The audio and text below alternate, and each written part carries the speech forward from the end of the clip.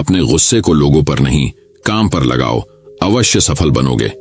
ऐसी सिख गौतम बुद्ध ने कई सालों पहले उस वक्त की पीढ़ी को क्यों दी थी? इसके पीछे का रहस्य क्या है? आज इसी रहस्य के बारे में हम गौतम बुद्ध की कहानियों के माध्यम से जानेंगे। तो बिना देर किए चलिए उन कहानियों की शुरुआत करते हैं। दोस्तों, बहुत समय पहले की बात है। सुंदरबन इलाके में रहने वाले ग्रामीणों पर हर समय जंगली जानवरों का खतरा बना रहता था। खास तौर पर जो युवक घने जंगलों में लकड़ियां चुनने जाते थे, उन पर कभी भी बाघ हमला कर सकते थे। यही वजह थी कि वे सब पेड़ों पर तेजी से चढ़ने उतरने का प्रशिक्षण लिया करते थे।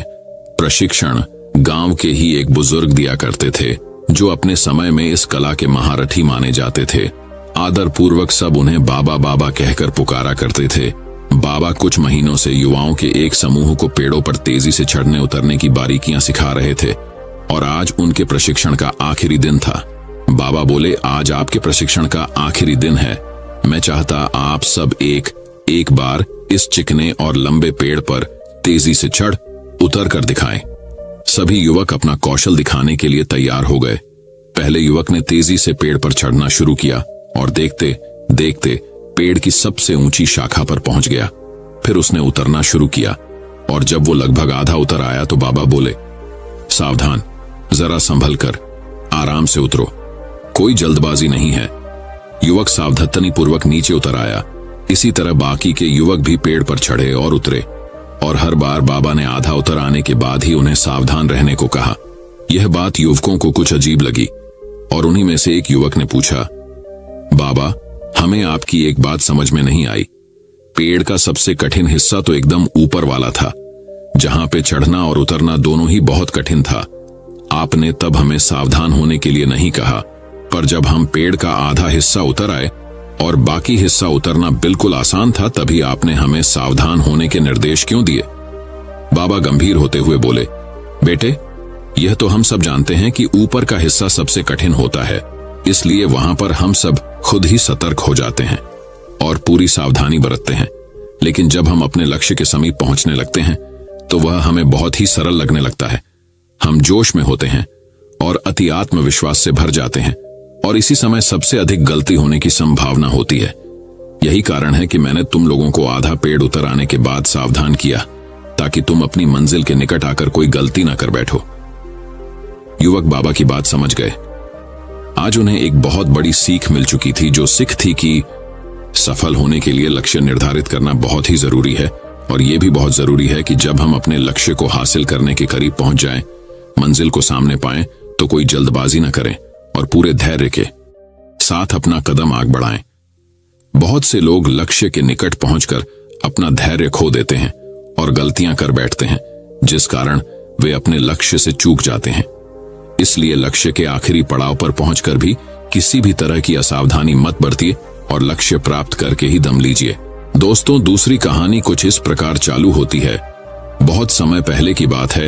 एक गांव में मोहन नाम का एक किसान रहता था। वह बड़ा ही मेहनती और ईमानदार था। अपने अच्छे व्यवहार के कारण दूर दूर तक लोग उसे जानते थे और उसकी प्रशंसा करते थे। पर एक दिन जब देर शाम वह खेतों से काम कर लौट रहा था, तभी रास्ते में उसने कुछ लोगों को बातें करते सुना। वे उसी के बारे में बात कर रहे थे। मोहन अपनी प्रशंसा सुनने के लिए उन्हें बिना बताए धीरे धीरे उनके पीछे चलने लगा, पर उसने उनकी बात सुनी तो पाया कि वे उसकी बुराई कर रहे थे। कोई कह रहा था कि मोहन घमंडी है, तो कोई कह रहा था कि सब जानते हैं वो अच्छा होने का दिखावा करता है। मोहन ने इससे पहले सिर्फ अपनी प्रशंसा सुनी थी, पर इस घटना का उसके दिमाग पर बहुत बुरा असर पड़ा और अब वह जब भी कुछ लोगों को बातें करते देखता तो उसे लगता वे उसकी बुराई कर रहे हैं। यहां तक कि अगर कोई उसकी तारीफ करता तो भी उसे लगता कि उसका मजाक उड़ाया जा रहा है। धीरे धीरे सभी ये महसूस करने लगे कि मोहन बदल गया है और उसकी पत्नी भी अपने पति के व्यवहार में आए बदलाव से दुखी रहने लगी। और एक दिन उसने पूछा, आज कल आप इतने परेशान क्यों रहते हैं? कृपया मुझे इसका कारण बताइए। मोहन ने उदास होते हुए उस दिन की बात बता दी। पत्नी को भी समझ नहीं आया कि क्या किया जाए, पर तभी उसे ध्यान आया कि पास के ही एक गांव में एक सिद्ध महात्मा आए हुए हैं और वो बोली, स्वामी, मुझे पता चला है कि पड़ोस के गांव में एक पहुंचे हुए संत आए हैं। चलिए हम उनसे कोई समाधान पूछते हैं। अगले दिन वे महात्मा जी के शिविर में पहुंचे। मोहन ने सारी घटना बताई और बोला, महाराज, उस दिन के बाद से सभी मेरी बुराई और झूठी प्रशंसा करते हैं। कृपया मुझे बताइए कि मैं वापस अपनी इज्जत कैसे बना सकता हूँ। महात्मा मोहन की समस्या समझ चुके थे। महात्मा बोले, पुत्र, तुम अपनी पत्नी को घर छोड़ आओ और आज रात मेरे शिविर में ठहरो। मोहन ने ऐसा ही किया, पर जब रात में सोने का समय हुआ तो अचानक ही मेंढकों के टर टर की आवाज आने लगी। मोहन बोला, ये क्या महाराज, यहाँ इतना कोलाहल क्यों है? महात्मा बोले, पुत्र, पीछे एक तालाब है। रात के वक्त उसमें मौजूद मेंढक अपना राग अलापने लगते हैं, पर ऐसे में तो कोई यहाँ सो नहीं सकता। मोहन ने चिंता जताई। महात्मा बोले, हाँ बेटा, पर तुम ही बताओ हम क्या कर सकते हैं। हो सके तो तुम हमारी मदद करो। महात्मा जी बोले। मोहन बोला, ठीक है महाराज, इतना शोर सुन के लगता है इन मेंढकों की संख्या हजारों में होगी। मैं कल ही गांव से 50-60 मजदूरों को लेकर आता हूं और इन्हें पकड़कर दूर नदी में छोड़ आता हूं। और अगले दिन मोहन सुबह सुबह मजदूरों के साथ वहां पहुंचा। महात्मा जी भी वहीं खड़े सब कुछ देख रहे थे। तालाब ज्यादा बड़ा नहीं था। 8-10 मजदूरों ने चारों ओर से जाल डाला और मेंढकों को पकड़ने लगे। थोड़ी देर की ही मेहनत में सारे मेंढक पकड़ लिए गए। जब मोहन ने देखा कि कुल मिलाकर 50-60 ही मेंढक पकड़े गए हैं, तब उसने महात्मा जी से पूछा, महाराज, कल रात तो इसमें हजारों मेंढक थे, भला आज वे सब कहां चले गए? यहां तो बस मुट्ठी भर मेंढक ही बचे हैं। महात्मा जी गंभीर होते हुए बोले, कोई मेंढक कहीं नहीं गया। तुमने कल इन्हीं मेंढकों की आवाज सुनी थी। ये मुट्ठी भर मेंढक ही इतना शोर कर रहे थे कि तुम्हें लगा हजारों मेंढक टर्र टर्र कर रहे हों। पुत्र, इसी प्रकार जब तुमने कुछ लोगों को अपनी बुराई करते सुना तो भी तुम यही गलती कर बैठे। तुम्हें लगा कि हर कोई तुम्हारी बुराई करता है, पर सच्चाई यह है कि बुराई करने वाले लोग मुट्ठी भर मेंढक के सामान ही थे। इसलिए अगली बार किसी को अपनी बुराई करते सुनना तो इतना याद रखना कि हो सकता है ये कुछ ही लोग हों जो ऐसा कर रहे हों, और इस बात को भी समझना कि भले तुम कितने ही अच्छे क्यों ना हो, ऐसे कुछ लोग होंगे ही होंगे जो तुम्हारी बुराई करेंगे। अब मोहन को अपनी गलती का एहसास हो चुका था। वह पुनः पुराना वाला मोहन बन चुका था। दोस्तों, मोहन की तरह हमें भी कुछ लोगों के व्यवहार को हर किसी का व्यवहार नहीं समझ लेना चाहिए और सकारात्मकता से अपनी जिंदगी जीनी चाहिए। हम कुछ भी कर लें, पर जीवन में कभी न कभी ऐसी समस्या आ ही जाती है जो रात के अंधेरे में ऐसी लगती है मानो हजारों मेंढक कान में टर टर कर रहे हो, पर जब दिन के उजाले में हम उसका समाधान करने का प्रयास करते हैं तो वही समस्या छोटी लगने लगती है। इसलिए हमें ऐसी परिस्थितियों में घबराने की बजाय उसका उपाय खोजने का प्रयास करना चाहिए और कभी मुट्ठी भर मेंढकों से घबराना नहीं चाहिए। दोस्तों, तीसरी कहानी कुछ इस प्रकार चालू होती है। बहुत समय पहले की बात है। बुद्ध के पास उनका प्रिय शिष्य पूर्ण पहुंचा। बुद्ध ध्यानावस्था में बैठे थे। पूर्ण के पहुंचने पर उन्होंने आंखें थोड़ी सी खोली और पूर्ण से आने का कारण पूछा तो उसने कहा, मैं धर्म प्रचार के लिए जाना चाहता हूं, आपकी आज्ञा चाहिए। बुद्ध मुस्कुराए और कहा, पूर्ण, धर्म की राह बहुत मुश्किल है। तुम लोगों को अच्छी बातें बताने जाओगे और लोग तुम पर नाराज होंगे। हो सकता है कि अपशब्द भी कहें। इस पर पूर्ण ने कहा, कोई बात नहीं, मैं यह सोचकर उनकी बातों पर ध्यान नहीं दूंगा कि उन्होंने अपशब्द ही कहे, पिटाई तो नहीं की। बुद्ध बोले, हो सकता है कि कुछ लोग हाथ उठा दें। पूर्ण ने कहा, तब मैं यह सोचकर उन्हें क्षमा कर दूंगा कि उन्होंने मुझ पर शस्त्रों से प्रहार तो नहीं किया। बुद्ध फिर बोले, हे पूर्ण, हो सकता है कि कुछ लोग तुम पर शस्त्रों का भी उपयोग करें। पूर्ण ने उत्तर दिया, तब मैं यह सोचकर उनके प्रति कोई प्रतिकार की भावना नहीं रखूंगा कि उन्होंने मुझे मारा, पर जान से तो नहीं मार डाला, मुझे जीवित छोड़ दिया। बुद्ध ने फिर कहा, और यदि तुम्हारे प्राण ही ले लिए तब? पूर्ण ने तत्क्षण सिर झुकाकर कहा, तब मैं उनका आभारी रहूंगा कि उन्होंने धर्म के मार्ग पर मेरे प्राणों का उत्सर्ग करने में मेरी सहायता की। मैं उनके प्रति कृतज्ञ रहूंगा। तब बुद्ध ने आंखें खोली और आशीर्वाद देकर अनुमति दी तथा पूर्ण से कहा, अब तुम धर्म प्रचार करने के पात्र हो। जो किसी में भी कोई दोष न देखे वही सच्चा व्यक्ति है। अच्छाई के मार्ग पर चलना बहुत मुश्किल काम है। जो इस राह पर चलता है उसके मार्ग में अनेक बाधाएं आती हैं, लेकिन जो व्यक्ति किसी में भी दोष न देखे वही बाधाओं को सहजता से पार कर अपने लक्ष्य को पूरा कर पाता है। ऐसा कहकर बुद्ध पुनः साधना में लग गए। उन्होंने शरीर को काफी कष्ट दिया, यात्राएं की, घने जंगलों में कठिन साधना की, पर आत्मज्ञान की प्राप्ति नहीं हुई। निराश हो बुद्ध सोचने लगे, मैंने अभी तक कुछ भी प्राप्त नहीं किया, अब आगे क्या कर पाऊंगा। निराशा, अविश्वास के इन नकारात्मक भावों ने उन्हें क्षुब्ध कर दिया। कुछ ही क्षणों के बाद उन्हें प्यास लगी। वे थोड़ी दूर स्थित एक झील तक पहुंचे। वहां उन्होंने एक दृश्य देखा कि एक गिलहरी के 2 बच्चे झील में डूब गए हैं। पहले तो वह गिलहरी जड़वश बैठी रही, फिर कुछ देर बाद उठकर झील के पास गई, अपना सारा शरीर झील के पानी में भिगोया और फिर बाहर आकर पानी झाड़ने लगी। ऐसा वह बार बार करने लगी। बुद्ध सोचने लगे कि इस गिलहरी का प्रयास कितना मूर्खतापूर्ण है, क्या कभी यह इस झील को सुखा सकेगी। किंतु गिलहरी का यह क्रम लगातार जारी था। बुद्ध को लगा मानो गिलहरी कह रही हो कि यह झील कभी खाली होगी या नहीं, यह मैं नहीं जानती, किंतु मैं अपना प्रयास नहीं छोड़ूंगी। अंततः उस छोटी सी गिलहरी ने भगवान बुद्ध को अपने लक्ष्य मार्ग से विचलित होने से बचा लिया। वे सोचने लगे कि जब यह नन्ही गिलहरी अपने लघु सामर्थ्य से झील को सुखा देने के लिए दृढ़ संकल्पित है, तो मुझ में क्या कमी है, मैं तो इससे 1000 गुना अधिक क्षमता रखता हूं। यह सोचकर गौतम बुद्ध पुनः अपनी साधना में लग गए और एक दिन बोधि वृक्ष तले उन्हें ज्ञान का आलोक प्राप्त हुआ। यह कथा असफलता के बावजूद प्रयासों की निरंतरता पर बल देती है। यदि हम प्रयास करना न छोड़े तो एक न एक दिन लक्ष्य की प्राप्ति हो ही जाती है। दोस्तों, चौथी कहानी कुछ इस प्रकार शुरू होती है। एक गांव में एक बुढ़िया रहती थी। उसका एक ही बेटा था। वह बुढ़िया हमेशा यही सपने देखती थी कि उसके बेटे का विवाह होगा तो बेटा और बहू दोनों मिलकर उसकी बहुत सेवा करेंगे और उसे घर का भी काम नहीं करना पड़ेगा। धीरे धीरे वह दादी बन जाएगी और उसका घर स्वर्ग बन जाएगा। आखिर वह दिन भी आ गया जब बुढ़िया के बेटे का विवाह बड़ी धूमधाम से हुआ। वह दादी भी बन गई, लेकिन संयोग से उसका कोई भी सपना पूरा नहीं हुआ। बुढ़िया का बेटा तो सुबह काम पर चला जाता और पोता स्कूल चला जाता। तब बहू उसके साथ बहुत बुरा व्यवहार करती। बहू बुढ़िया से घर में झाड़ू लगवाती, झूठे बर्तन साफ करवाती और टूट फूटे बर्तनों में उसे भोजन देती। शुरू में तो बहू अपने पति और बेटे के पीछे ही बुढ़िया से झगड़ती थी, लेकिन धीरे धीरे वह अपने पति के सामने भी बुढ़िया का अपमान करने लगी। एक दिन टूटे बर्तनों में बुढ़िया को भोजन करते देखकर उसके बेटे को बहुत दुख हुआ। उसने अपनी मां का पक्ष लेते हुए अपनी पत्नी को बहुत डांटा।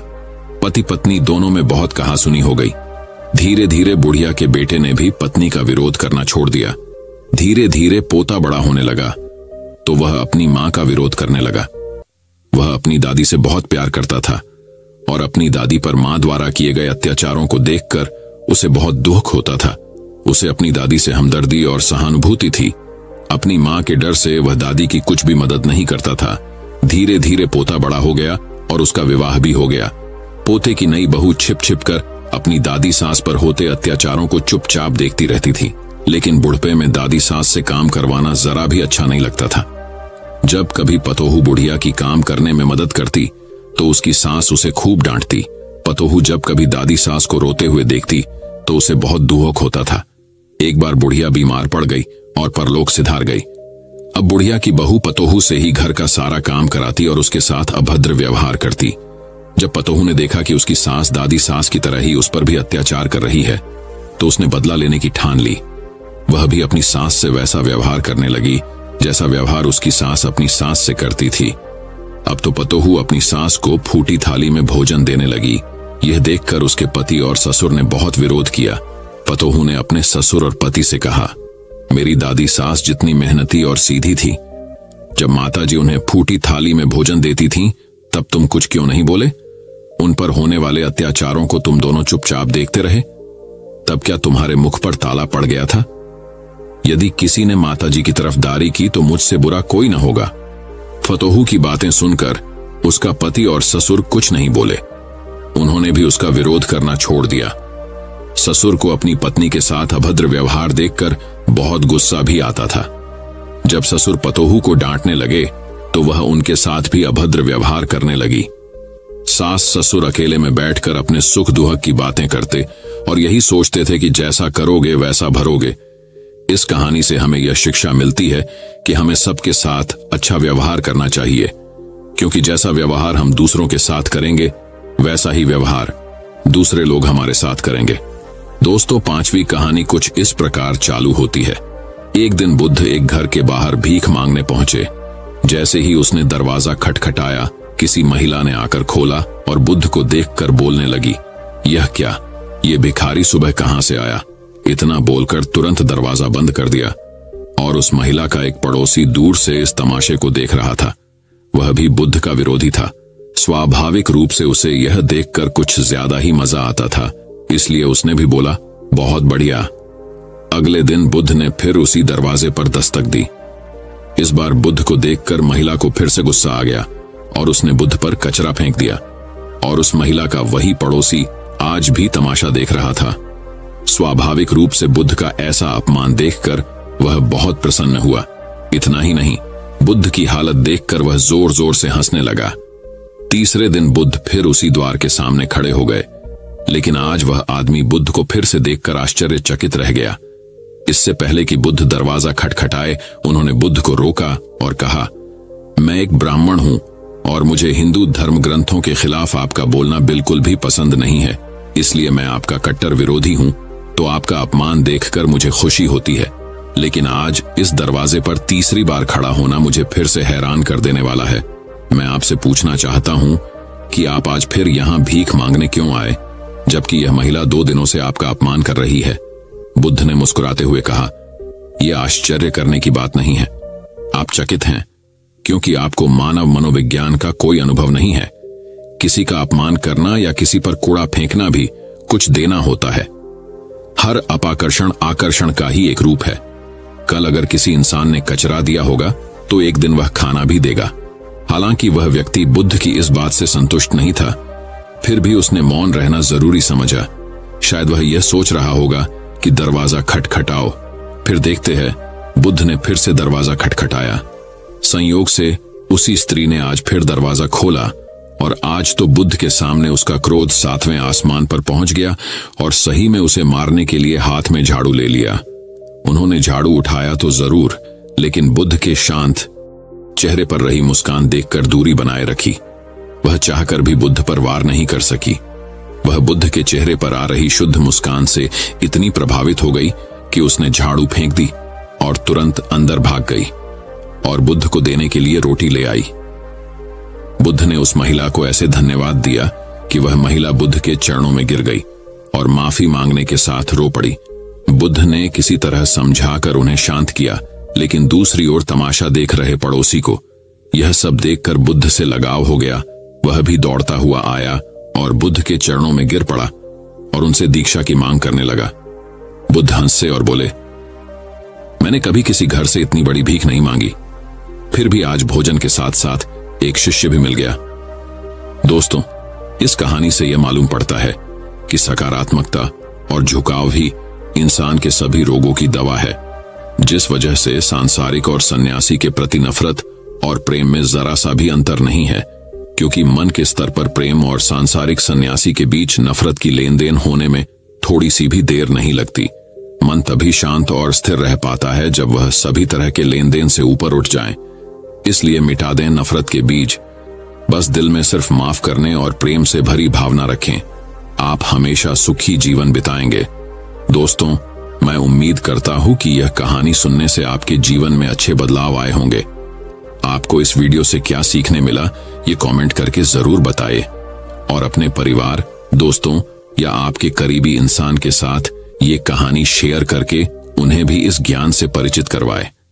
बाकी अगर आपको ये वीडियो दिल से अच्छी लगी हो तभी इस वीडियो को लाइक कर देना, और आपने अब तक इस चैनल को सब्सक्राइब ना किया हो तो चैनल को सब्सक्राइब भी जरूर कर देना। आपका हर दिन शुभ हो और खुशियों से आपका जीवन भरा रहे। धन्यवाद। नमो बुद्धाय।